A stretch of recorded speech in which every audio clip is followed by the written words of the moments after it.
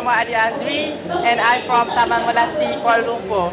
Okey, tajuk yang diberikan oleh saya tidak akan memberitahu anda sekarang kerana kita melihat pada status quo apa yang telah berlaku di negara kita sekarang ini. Kita sedia ketahui bahawa pada masa kini kebanyakan remaja-remaja khususnya ada banyak melakukan kesalahan-kesalahan yang mana mereka gagal untuk melakukan aktiviti-aktiviti yang berfaedah. Kita dapat melihat kes pembuangan bayi yang banyak sekali yang berlaku di ibu kota sekarang ini kerana apa statistik daripada Kementerian Kebudayaan Wanita telah menunjukkan bahawa kenaikan pembuangan bayi khususnya di kalangan remaja telah meningkat sebanyak 0.3% setiap tahun. Maknanya apa? Kita melihat pada keadaan ini, maka kerajaan harus melakukan sesuatu untuk apa? Untuk memastikan bahawa kes pembuangan bayi ini makin menurun. Maka pada hari ini saya akan bercerita kepada anda pendidikan seks di sekolah adakah wajar ataupun tidak. Melihatkan kepada keadaan status quo keadaan pada hari ini yang mana kita telah melihat berbagai masalah yang telah dilakukan oleh remaja, kita harus untuk melakukan pendidikan seks ini di sekolah. Kerana apa? Kerana pertamanya kepentingan seks itu sendiri.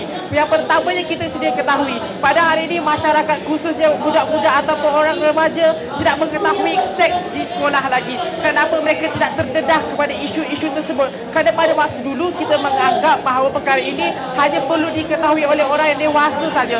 Namun kebanyakan mereka perasaan ingin tahu itu menyebabkan mereka inginkan keadaan yang mana akhirnya mereka membuat perilaku-perilaku yang tidak baik. Maknanya apa? Pendidikan seks di sekolah ini wajar. Kenapa? Kerana guru-guru dapat memberikan informasi-informasi terhadap apakah itu pendidikan seks yang mana mereka tahu baik buruk jika kita melakukan seks tersebut. Selain daripada itu, kita tidak golongkan sasaran pada hari ini. Adakah wajar melihatkan kepada khusus kepada remaja-remaja sekolah ini? Kenapa kami katakan ia? Kerana apa? Pada hari ini kita tahu bahawa di sekolah menengah keadaan remaja 13 tahun dan ke atas mereka perlu untuk mengetahui apakah itu pendidikan seks.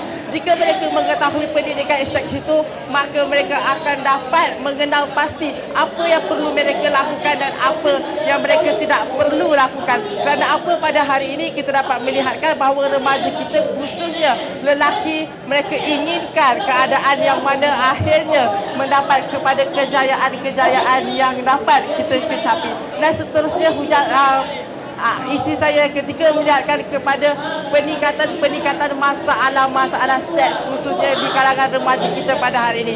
Sedia kita ketahui bahawa remaja khususnya mereka inginkan melakukan keadaan seks ini kerana mereka menganggapkan seks ini hanyalah untuk semua orang, tidak kira mereka yang berkahwin ataupun tidak. Kerana apa? Kerana mereka inginkan satu rasa yang mereka rasa perlu untuk dilakukan sekarang ini. Namun jika pendidikan seks ini diberikan sekarang, kita dapat mengenal pasti bahawa benda itu baik ataupun buruknya. Kerana pendidikan seks ini bukan semata-mata kita mengajar seks itu apa, namun kita melihatkan kepada keadaan pendidik seks itu sendiri yang mana kita mengajar baik buruk seks itu sendiri.